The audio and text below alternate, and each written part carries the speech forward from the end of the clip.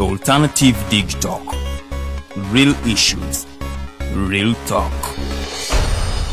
Fellow citizens, following the sequence of events, Uganda seems to be at political crossroads.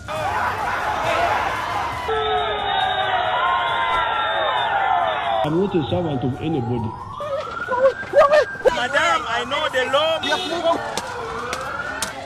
As such, Alternative Digital brings you the Interface Show with retired Colonel Dr. Kiza Besuje. Let's keep on the same page on Alternative Digitalk, As he gives you the alternatives on the transition question, rule of law, human rights and freedom, youth inclusion in governance, economic stagnation, as he confirms. I'll be always here Saturday from 10 a.m. in the morning. Be there. Don't miss the live discussion on the Alternative Uganda, Digitalk TV Facebook pages, and the Alternative Uganda YouTube channel.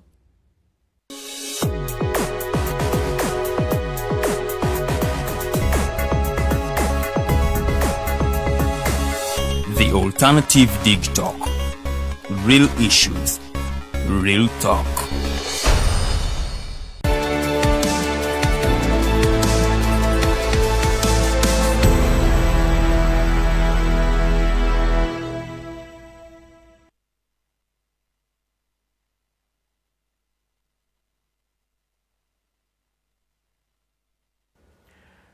Our viewers, good evening from Uganda, and good afternoon, those of you that are watching us from Guyana in particular. My name is Norman Tumuhimbise. I happen to be the host of the Afro-Caribbean Link with my co-host who is going to introduce himself. Welcome you, gentlemen and ladies. We stream live on our social media pages. That's the Alternative Uganda Facebook page and also the Digitalk TV on Facebook pages, and later on, a few minutes after the show, the very show is on our YouTube channel. We are streaming from Uganda, East Africa. In Uganda and in East Africa, if I may use the word, it's 7 p.m. We understand without doubt that in Guyana it's midday. I'll ask my co-host to say hello, and then we shall see what brings us here today. A very good evening, ladies and gentlemen. It's evening here in Uganda, so I think that is safe. If you're streaming from Guyana or any other country and the timelines are different, good afternoon or good morning or any other time that is. My name is Roger Sturiawe, and today it's a privilege to be here in discussion with the MP from Ghana, who has been in public service for quite some time. And so, as a woman today, and as we celebrate the International Women's Day, I hope there's a number or thing or two that we're going to be learning from her, and obviously from the perspective of the people in the Caribbean area. So I am glad to be here, and you look forward to this discussion. Okay, well, today we are hosting a distinguished member of Parliament, who in particular, her name is Annette Ferguson. And you know, Ferguson reminds me of the then strongest coach of Manchester United. She's briefly here. I want to go through briefly about her CV. Honorable Ferguson was minister. She served as minister within the ministries of public infrastructure and communities.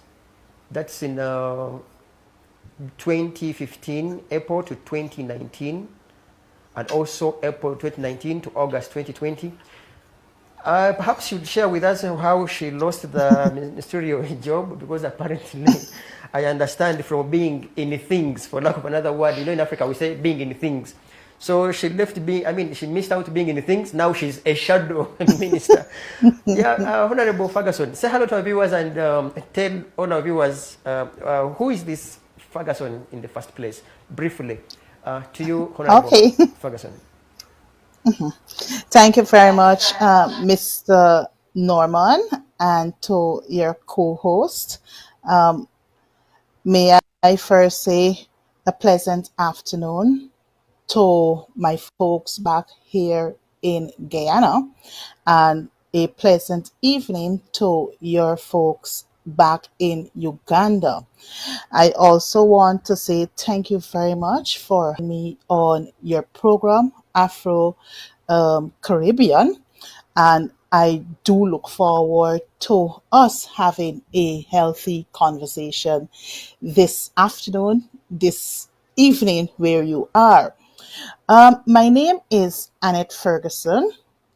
I was born in Georgetown, Guyana. And Guyana, some persons do get mixed up with Ghana and Guyana, but we're capital Guyana, and we're located in the South America continent. We're the only English speaking country in this part of the continent. I'm also the second of five children for my parents. I am also married, a Christian by religion, and what else? Currently serving as a member of parliament here in Guyana.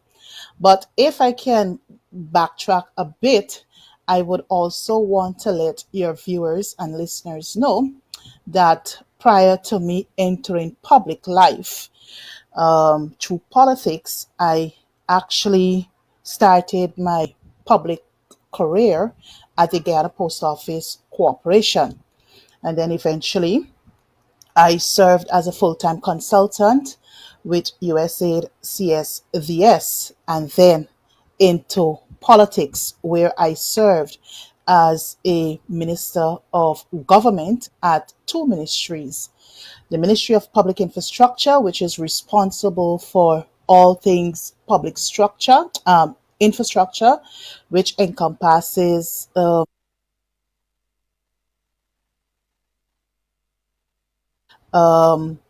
you call it civil engineering, which is the ministry is responsible for all main roads and access bridges across our region here in Guyana.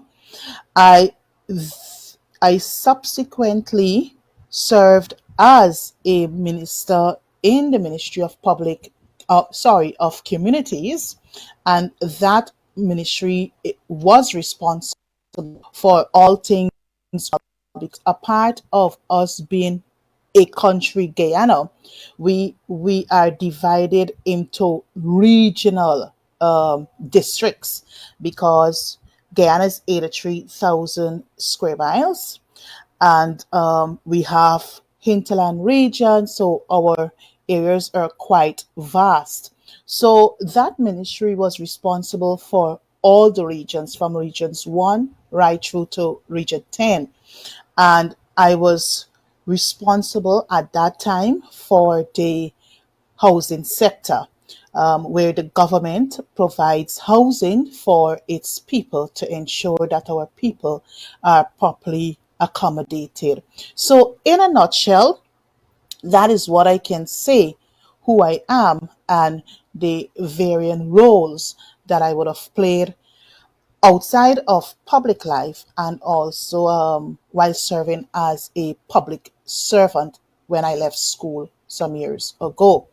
I currently serve in the 12th Parliament for the Partnership for National Unity and the Alliance for Change. And this is a co-laced body which two main political, or two parties rather, coming together. Well, APNU, if I can explain briefly, APNU is basically an association of political parties, and the party that I belong to is the People's National Congress Reform, which is the major party in a partnership for national unity. And that party has been in existence for over 50 years now. And I guess in your research and findings, you would have recognized who was our founder, leader of that main political party. So, as I said before, I currently serve as a member of parliament in the 12th parliament, and I have responsibility for the housing and water sectors. So that is it in a nutshell. What do you have that rich CV that we now, I mean, you have now given us, you have burdened us with now which angle should we really approach, you in get this entire show. But to say, we are glad, first of all, that you were a minister, and we shall definitely ask you as we move along, what did you achieve as a minister, in particular where you are also a lady, because we understand that one of the ministries for which you led was so much into, I mean, infrastructure, but also how the housing sector, on how best did you really serve a girl child and their mothers at that. Maybe you could give us a hint. Do you think you achieved the purpose for which you were elected or selected or appointed a minister? But let me start by saying, firstly, we had the opportunity to serve our people, and I'm speaking here about the government that I served under, to serve our people for 5 years. Or I wouldn't even say a full 5 years, because, we had a situation where no confidence motion was actually brought against the then government. And, certain activities, major activities, had to be downsized, right? So, to answer your question, I do believe that the little time I had the opportunity in serving as a government minister, I did my best despite the challenges and the circumstances that we would have inherited from the previous administration. Because, mind you, that previous administration, the People's Progressive Party Civic, took government in October of 1992, and they lost government on May 11th, 2015. So if we're to do the mathematics, you will see that this had 23 consecutive years of governing the people of the country that I came from, that is Guyana. While the coalition, the APNU AFC government, we only had from May 2015 up to August 2020. Now that we're back in opposition, the PPP is now back in government. So to answer your question in short, I do believe that my government, or the government that I served under, we were able to accomplish a whole lot in the infrastructure. If you're to do the research, you will see where our infrastructure was when we came into government in May of 2015. We had poor drainage, poor roads across communities. We had dilapidated bridges. I can go on, and it will take me perhaps, more than this time we have here on this program to really express what we found after taking government in May of 2015. So we were able, through the Ministry of Public Infrastructure, to commence the transformation process of changing the landscape of our infrastructure. Because, mind you, in order for our country to develop, to move forward, right, we must ensure that our infrastructure and all other things are on par, so that we would be able to attract investors who are willing to come in and do business in Guyana. So I do believe that we did a whole lot in the housing sector. I can safely say that yes, the challenges were there, but with the little resources, we were able to make housing affordable to our people. If we went back into government, I know things would have been different this go round, because, mind you, when we took government, we hadn't oil and gas, and I guess you've heard a lot about Guyana. We have found oil in 2016, and things are now progressing to some extent. So during the 2015 period to the 2020 period, hadn't the oil monies from the oil resources to do a whole lot of work. Now that this current regime is in office, yes, we set the foundation. So they are now benefiting from the oil resources. So, I believe that we tried as a government between the period 2015 to 2020. Right. To bring you back to our country here, for you are complaining for having been led between 1992 to 2019. And those of us are here with, African countries have presidents that have taken 40 years. So we shouldn't cry louder. We should instead cry for ourselves as blacks. But also say briefly before I cross to my co-host to ask, you said PPP came into power in 1992 and lost power in 2019. 15. So rather 2015. What do you think was making people vote PPP if you people had some greater ideas than them at the time? The reason why the People's Progressive Party, Civic, might have lost government, I believe one, Guyanese got fed up with them because it was the same old same every time. Corruption was very high. A lot of wrongs were being done. So yes, the people did cry out for a change, and it was the coalition government that would have brought about the hope, because that is what we campaigned on. And if I'm to go back a bit, the coalition, that is the APNU, was formed 2011 elections.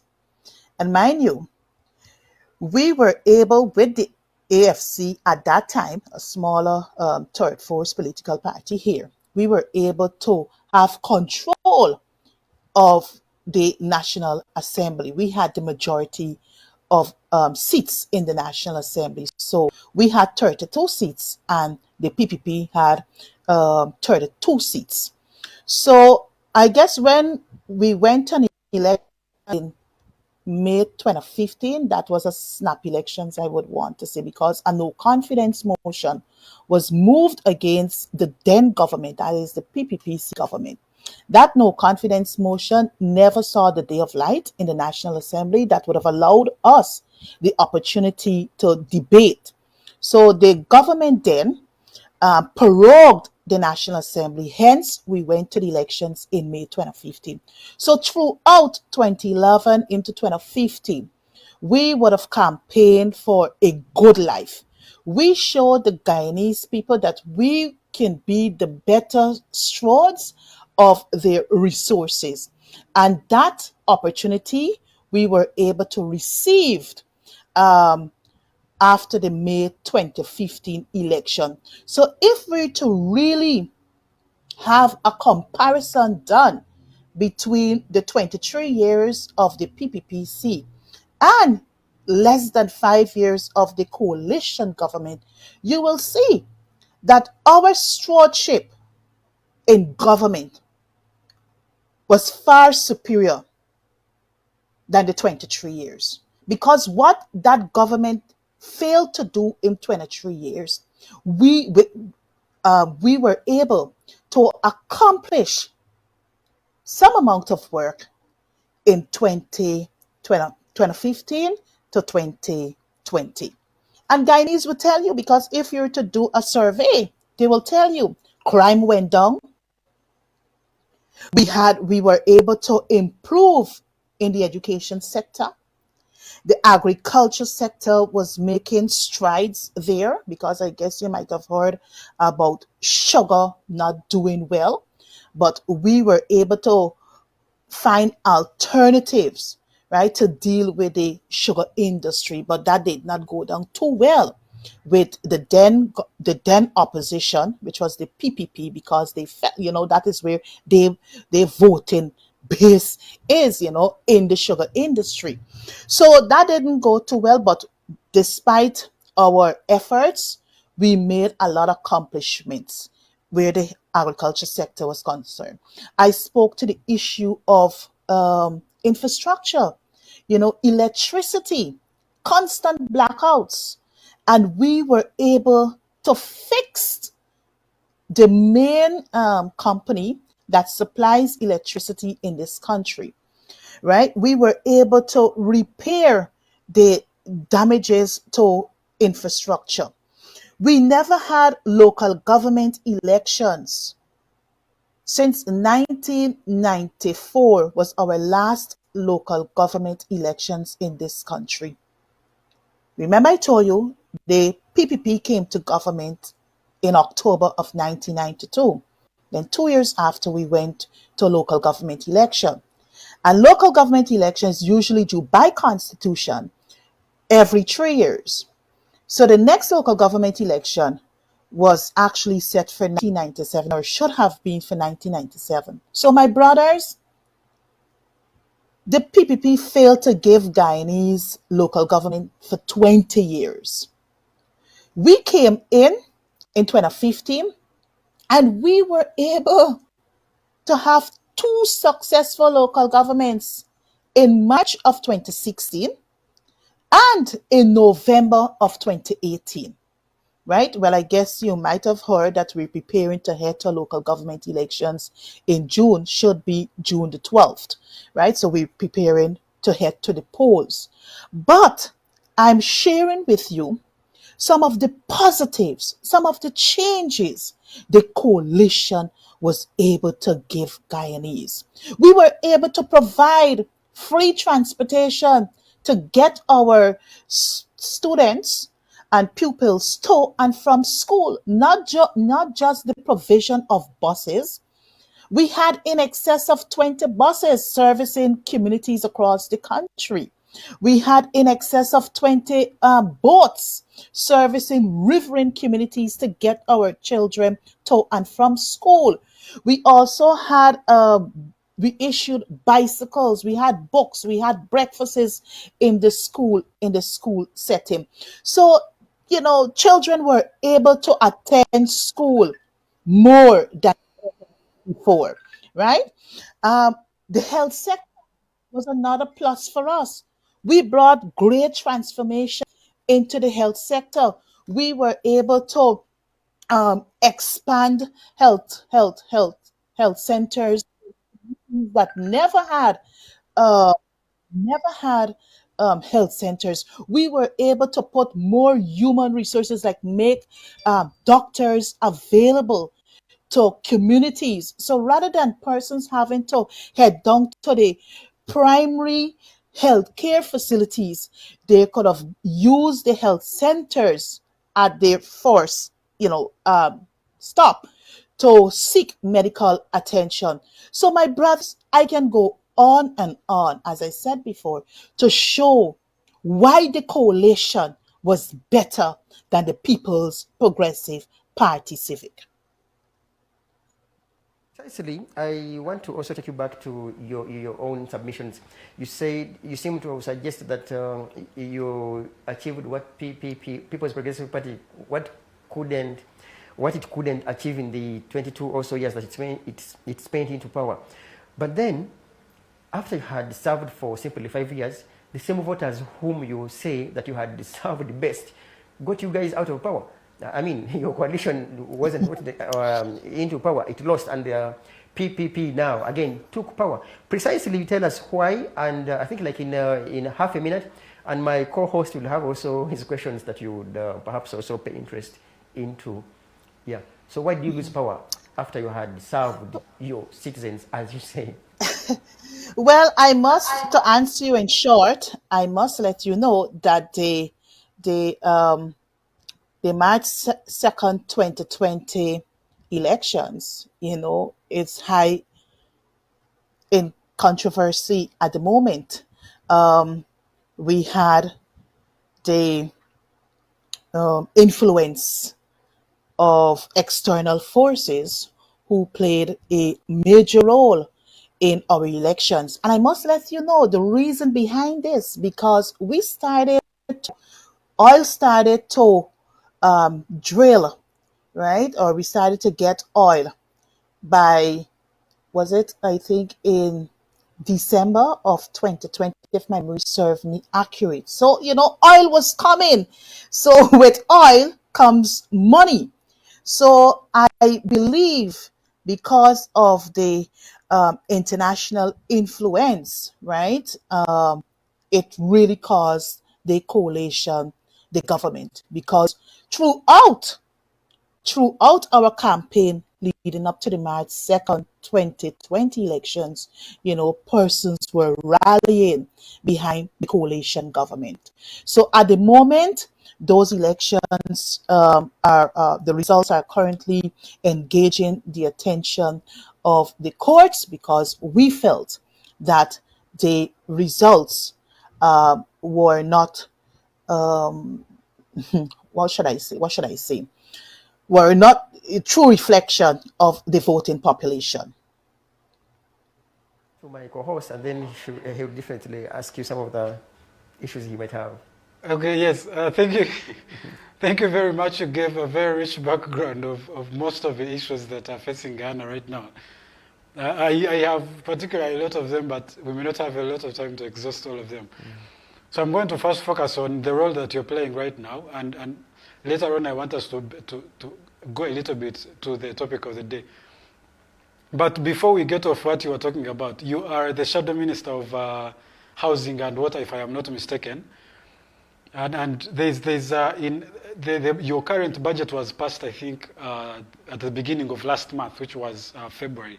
Around 1st or 2nd is when your budget was passed. And the ministry that you are shadowing had, I think, in 1 month had some about $54 billion dollar contracts awarded in 1 month, and you are in the shadow ministry.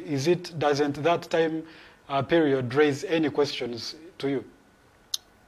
Oh yes. Even before I answer your question, you're absolutely correct. The budget was passed on the 2nd of February, 2023, and indeed the Ministry of Housing, they have an allocation of some 54 billion Guyana dollars for 2023.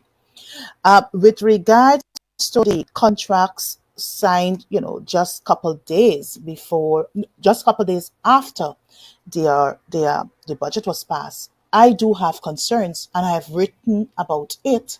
I penned a letter about 2 weeks ago to the editor, highlighting the quickness, for, if I can use that term, that these contracts would have been awarded.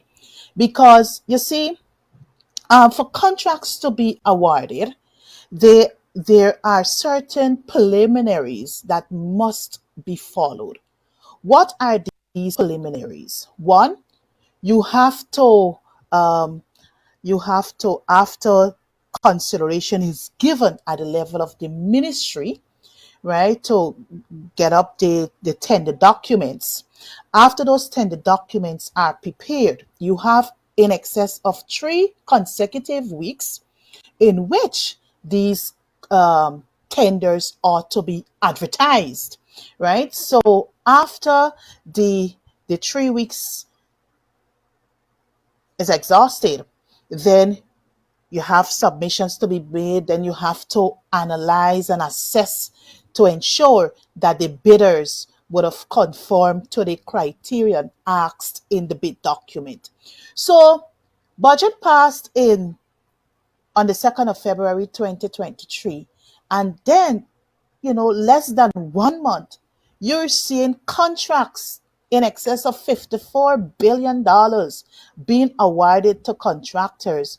It will indeed raise eyebrows, because how come you were able to satisfy the procurement procedure regarding these contracts? So yes, I said before, my questions are in the public's domain. You are also, as a shadow minister of housing and water, I would assume that the procurement system, the process, you would also be a part of. As a part of the government business, I understand the shadow, the opposition, works in tandem with the government in some of those processes. Are you not supposed to be working with them? Were you a part of the process? Or shouldn't you know the process that if the contracts were awarded in light of the procedures were followed? My dear, in our case, it doesn't work like that. Opposition, we do not work in tandem. That is to say that, well, look, when these projects are being tendered, being evaluated, we sit with the ministry as opposition to ensure that there is transparency and accountability. No, it doesn't work like that. Because even though the opposition is part of the government, remember there are three arms of government. You have the executive, the legislature, and the judiciary. So I am a part of the legislative branch. So first of all, the government, the executive, will submit to the National Assembly their budget for the year. It is for us, take for example me as the shadow person, to examine the sums and what projects are likely to be done by the Ministry of Housing and Water. So during the consideration of the budget, that is where I get the opportunity to ask my questions.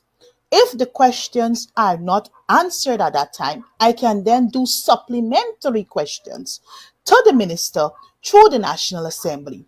And if I don't get the necessary or adequate responses that myself and team are looking for, then we go to the public.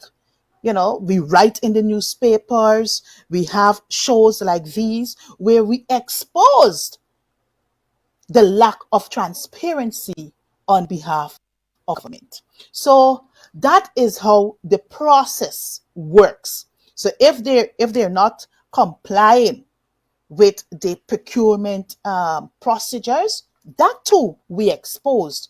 And mind you, apart from the National Assembly, we have committees.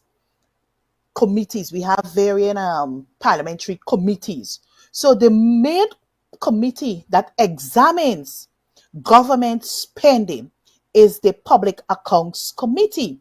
That is where the permanent secretaries and all the technical officers will now go before the Public Accounts Committee, which is chaired by the opposition at this point in time, right? That is where we can ask further questions and, to ensure that the Guyanese people got benefits for their tax dollars. So that is how the process works, my brothers. They haven't faced that committee to give accountability of how these monies were spent.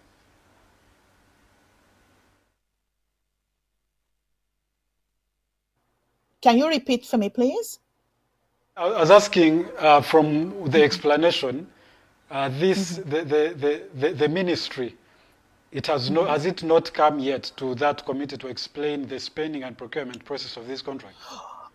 Oh, not as yet, because the Public Accounts Committee, they're currently examining the expenditures for the government that I served under. So I think they're now looking at expenditures for 2018, 2019. Remember, the government changed in 2020. So I don't know when we will get to 2023, 2022, 2021, and some part of 2020 for the current government, right? Because as I said before, that committee is currently examining the expenditure for the coalition government for the years 2018-2019. So I guess when the time comes for 2020 and current, we will be able to expose all the wrongs that the auditor general would have found during his assessment of the government expenditure for those years. Right? So in the interim, in the absence of the committee looking at the current government's expenditure for years 2020 to current, as opposition MPs, whether you're shadowing, whether you have regional responsibilities or geographical responsibilities, we can still go through the budget, highlight some of the deficiencies that the government said that they were going to do in a particular year that was not done, and bring it to the attention of our people. Host, I want to take you to the sort of the theme of the day, which is the relevance of International Women's Day. And Yes. given you said you come from the People's National Congress Reform, which you also, if I'm not Yes. mistaken, was founded by the late President Forbes Burnham, if I'm not mistaken. Does your Lyndon party Forbes have Sampson some Burnham. structures for women in service? Did it consolidate, find a foundation? Because I understand he was also the first, if I'm not mistaken, the first executive president of the Cooperative Republic of Guyana. What are your provisions for the women in service, especially in government? Well, I must let you know that yes, the late Lyndon Forbes Sampson Burnham, OE-SC, was the founder of the People's National Congress Reform, one of the major political parties here in Guyana. And you know, I guess in your research, you would know that this year, February 20th, 2023, we celebrated his centennial anniversary, because if he was alive, he would have been 100 years. So during the formation of the People's National Congress then, the late Lyndon Forbes Sampson Burnham was able to have organs established, right? Or arms of the party established, because, you know, he was big on women playing a major role in public life. So we had the WRSM, it was then called, that is the Women Revolutionary Soviet Movement. And we had the YSM, it was then called the Young Socialist Movement. This is where the youths, if you want to be, as a young person, you want to get involved in public life, in politics, mind you can come through the youth arm. Or as a woman, if you want to play a meaningful role or contributions, you know, to where women issues are concerned, you have the women's arm of the party. So the women arm of the party is now called the National Congress of Women, and the youth arm is now called the Guyana Youth and Student Movement. So, as I said before, the founder of the People's National Congress Reform was big on women, because it was us women who were at the forefront. So Forbes Burnham ensured that women had a seat at the table. So women, yes, were and are still involved in decision making. I think I'll let my guest have a question at that. See, Honorable, you have triggered me to, you know, when you mention that women, and my cue today is International Women's Day. Yes. And now we want to cross to exactly like today being an international holiday to celebrate women. And I would ask you on whether, the purpose for which International Women's Day, for example, was brought on board was to perhaps promote and work so hard for affirmative action aimed at promoting a girl child. And in Uganda here, our president always says that he brought women from the kitchen to the dining and the sitting rooms. Do you have affirmative action legalized in your constitution in Guyana in the first place? And if yes, has it served its purpose, especially when you are a former minister, a shadow minister apparently, but most importantly, a lady? Has affirmative action, do you think this entire Women's Day still remains relevant? Has it achieved its purpose? Before I answer your question, if you would allow me, first of all, since we now move to the substantive item on our agenda for today's discussion, International Women's Day, let me take this opportunity in extending happy International Women's Day to all my women folk home here in Guyana and those globally. And with your permission, before I answer the question, Proverbs 30, speaks to the whole issue of women. And I want to quote verses 30 and 31 of Proverbs 31.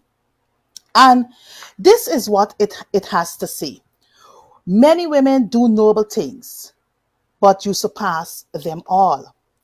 Charm is deceptive and beauty is fleeting, but a woman who fears the Lord is to be praised. And verse 31 says, give her the reward she has earned, and let her works bring her praise at the city gates. So I now get to your question.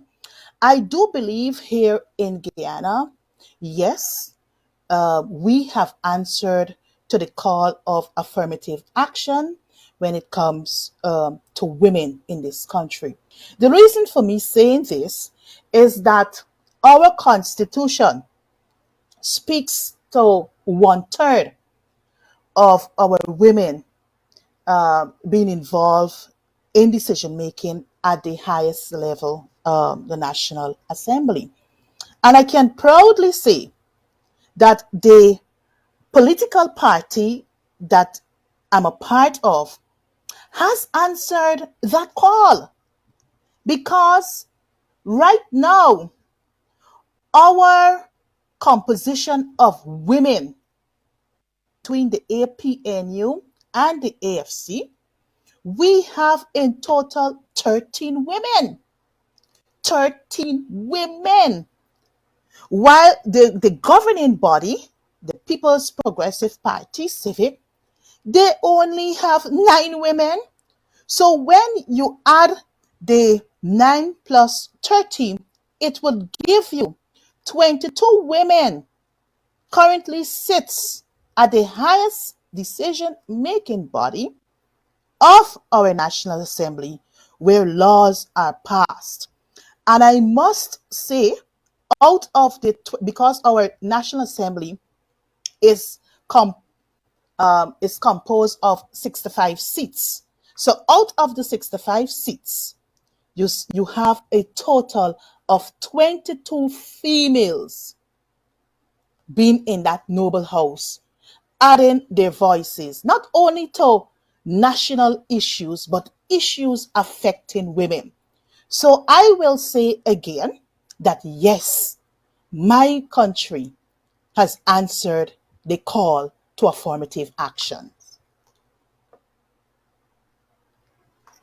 It's one thing to be in a position, for example, there are so many African countries with female vice presidents who have rather been interpreted for being bag holders of the president. We have seen countries with justices who are women and maybe they are being belittled or something.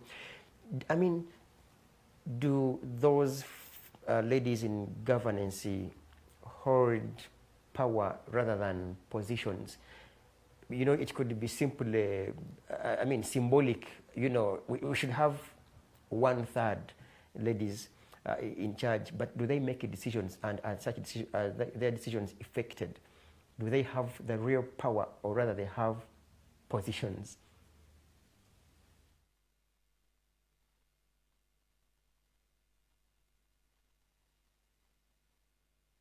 As an example, to answer your question, right now, there are two noble women sitting at the helm of our judiciary system.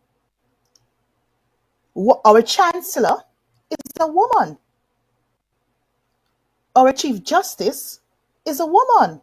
But despite their acting in these positions, I must say that yes, they were able to make decisions, and hardcore decisions. Because I can tell you, during the March 2nd general and regional elections, some tough decisions had to be made in the high courts. And yes, the Chief Justice, she was able to hand down her decisions without, because at the time, it was the coalition that was still in government. And we did not interfere with any decision that had to be made, right? Because the judiciary, it is clear in our constitution that the judiciary must be independent. So we allow those women their independency and to give a fair decision. Yes, we may not have liked what the decisions were, but at the end of the day, they had their independence to make those decisions. The chancellor, another woman who has overall responsibility for the judiciary. And yes, she is the president of our highest court here in Guyana, which is the Court of Appeal, right? So she sits as the president, and hardcore decisions are handed down.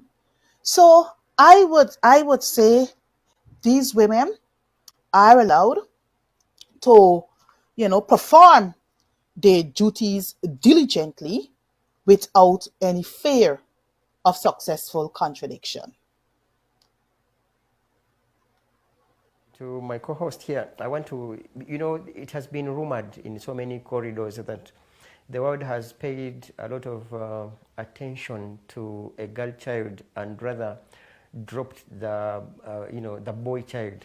And for that reason, the same people have that theory of saying that even when you have prepared a girl child, you have not gone ahead to prepare a boy child for the organized and empowered girl child. What do you have to say for that case, especially in your country and maybe globally?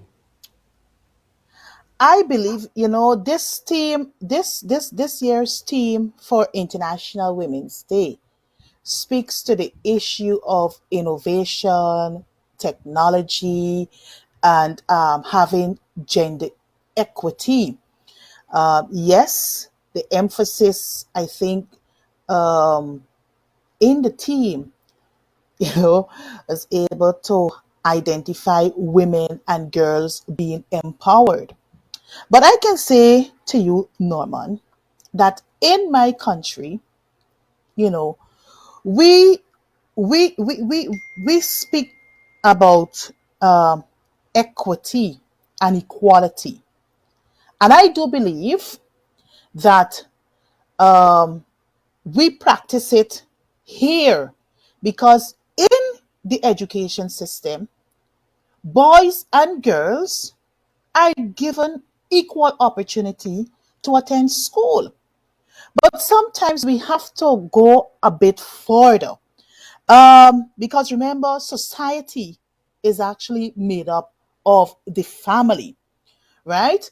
And I believe if we want our to take in an education, yes, it is the family that would have to engineer that boy child in you know in an area where he might show a lot of interest in coming up. And it's the same thing for a girl child. So this whole notion about girl numbering boys, I don't want to be a part of that. I am not going to support such a thing because I believe that whether male, female, must be given equal opportunities. Yes, the men might forge ahead against women because, in the home, a father might say to a son, this is what your role as a man should be. So what you will find, that youngster would grow with certain values, certain traits within him. While on the other hand, society has said that the women or the woman's role is in the home, right? She is there to nurture the family. She's there to take care of the children. But for me, things have evolved, and what we have seen is that women are involved in men work. Women, you got women as engineers, women as pilots, women as scientists. So I think the world has evolved, and so too our boys and girls have. So, as I said before, I don't believe in this notion. If you're talking about gender equity, there must be equity and equality. There must be that for both genders. But thank you. I think we are short of time. Literally, we have I think less than 5 minutes.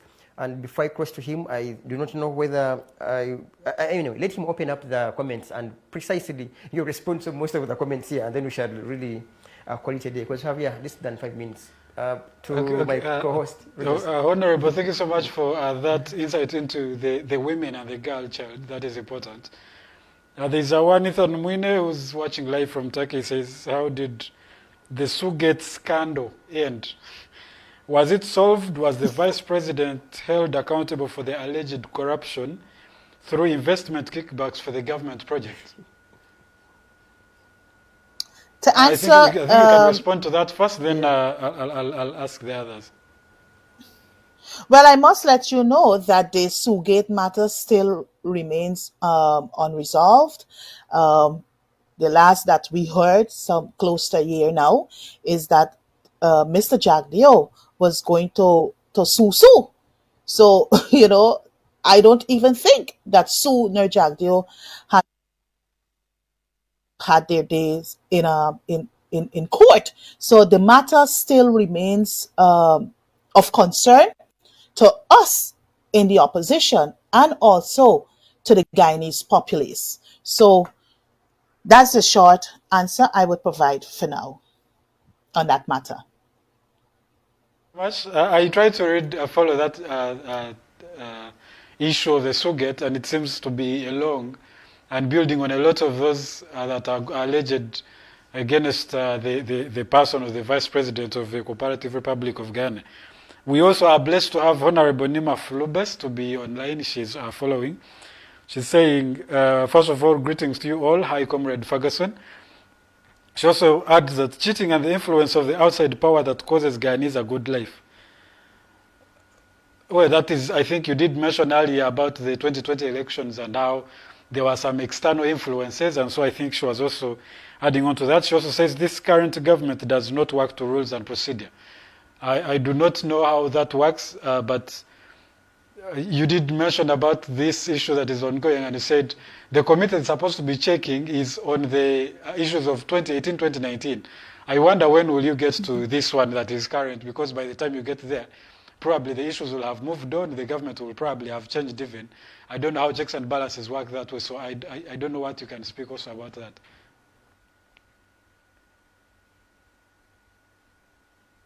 Correct when she said that this current administration do not work to rules and laws. Look, we constitution, that is our guiding principle, how things ought to be done in this country. And the government flouts the Constitution. So I made the point that where procurement of goods and services are concerned, that too is being flouted. That too is flouted. The other thing in the National Assembly, when we as MPs on the opposition side have to ask questions, table motions, even to seek clarity on monies that have been expended sometime, and now that the government is coming back additional sums, we are being denied to have our motions properly debated, our questions properly asked, and we cannot even ask questions on monies. So let's say, for instance, $2 billion was approved for, let us say, consultancy works on the New Demerara Harbour Bridge. And the government is now coming back for an additional $4 billion. When we ask questions to get a sense of what the $2 billion would have taken care of, how much percentage of that money was expended, you cannot ask questions on the $2 billion that was already expended. How, in the name of transparency and accountability, that is not in the good name of transparency and accountability. So this current government that we have, they lack transparency and they lack accountability. And you ask the question with regards to the PAC committee, the PAC, the Public Accounts Committee.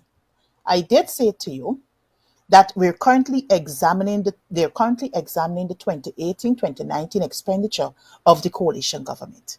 We're out of government, but we still, persons who would have served as permanent secretaries and technical officers, they still got to go in 2023 there before the Public Accounts Committee answering questions.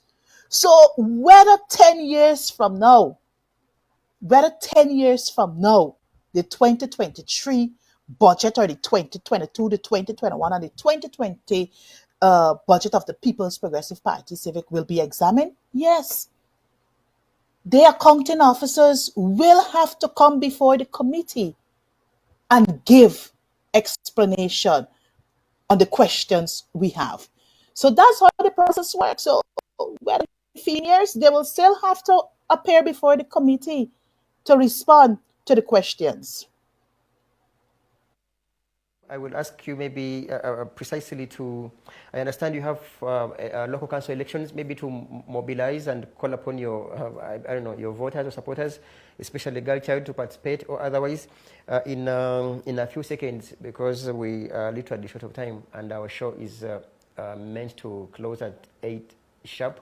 That's I think 1 p.m. in Guyana. In Guyana. Kindly, your closing remarks, please, and we shall definitely have you some other time.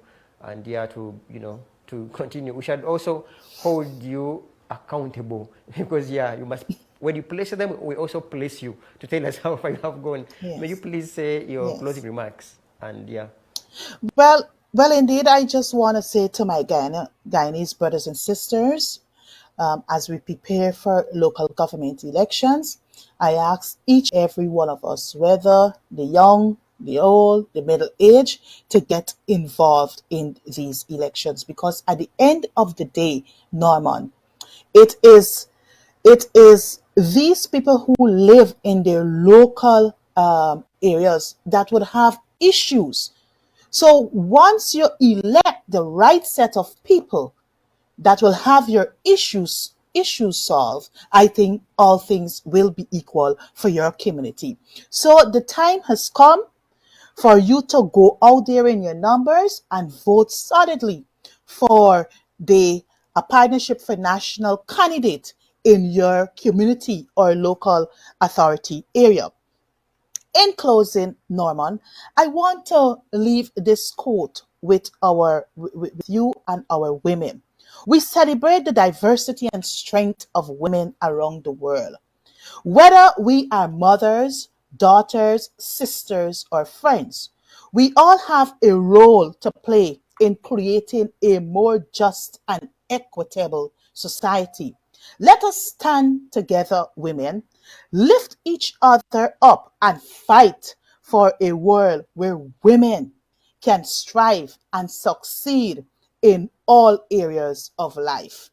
Once again, thank you for having me on your program. And I do look forward to future invites. And once again, happy International Women's Day to all my women folk here at home in Guyana and those globally. May God continue to bless us. May God continue to bless you, Norman, and your co-host, and may God continue to bless my beloved nation, Guyana, on the South America continent. Thank you very much. I cannot add a word. May God bless you, us, and definitely the whole world. Thank you. Catch you next week. May God bless you.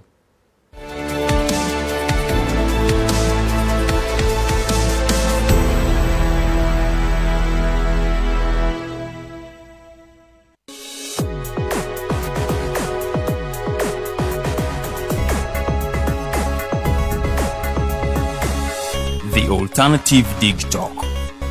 Real issues, real talk.